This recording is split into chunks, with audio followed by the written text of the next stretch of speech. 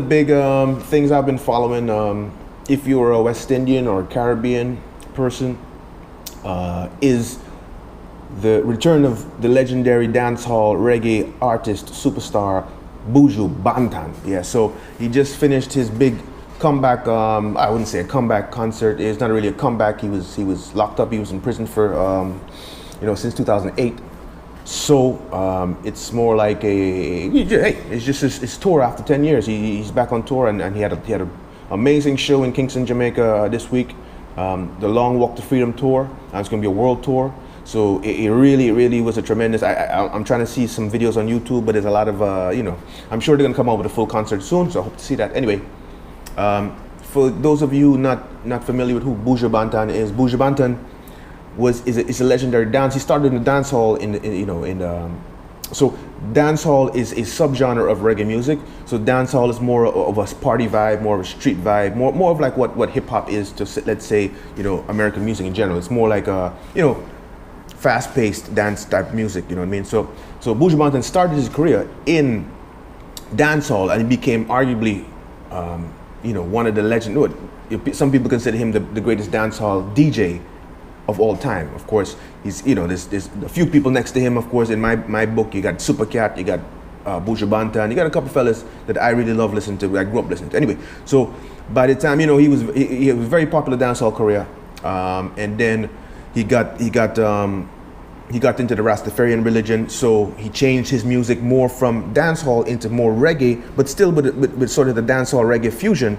But his subject matter sort of changed. Before, when he was in dancehall, he was talking a lot about sex, and he was famous for sex. Talking about beautiful women and dance.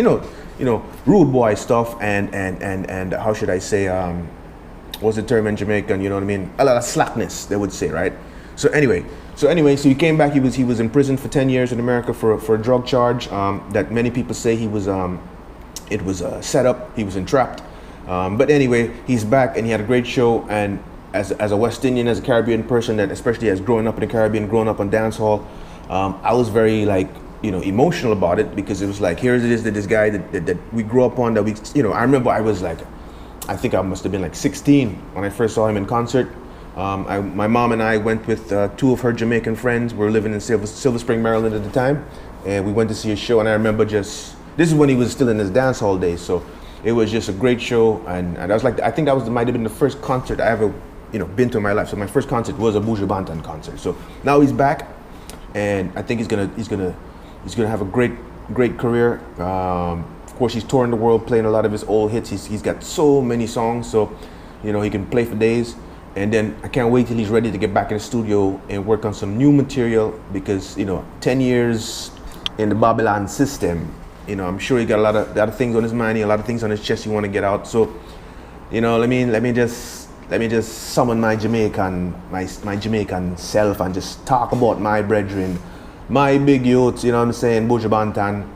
I want to send a special shout out to you, Buju, for coming back, staying strong, staying the same, staying strong in the game. You know what I mean? And you step out, and a couple months after you got released from prison, you're still back on the stage, you're still back in business, you're still sharp as ever. You know what I mean? And these young boys that say they want to take over the business, they want to take over the industry, and them want to talk about this and that. They want bad talk, the legends them, you know what I mean? Some boy them talking about they better than Tupac and with the mumble rap and all them things. But they don't care about that, right?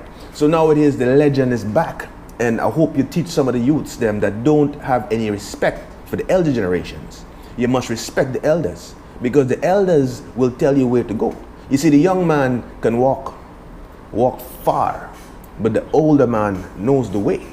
So people like Buju, I just want to say, it's a great thing to see people that you grew up, looking at, and they became a soundtrack to your life, and now they're back on stage and doing the thing. And I can't wait to have a chance to see you again after, like I said, this was maybe the first time I saw Buju was maybe 93, around 1993.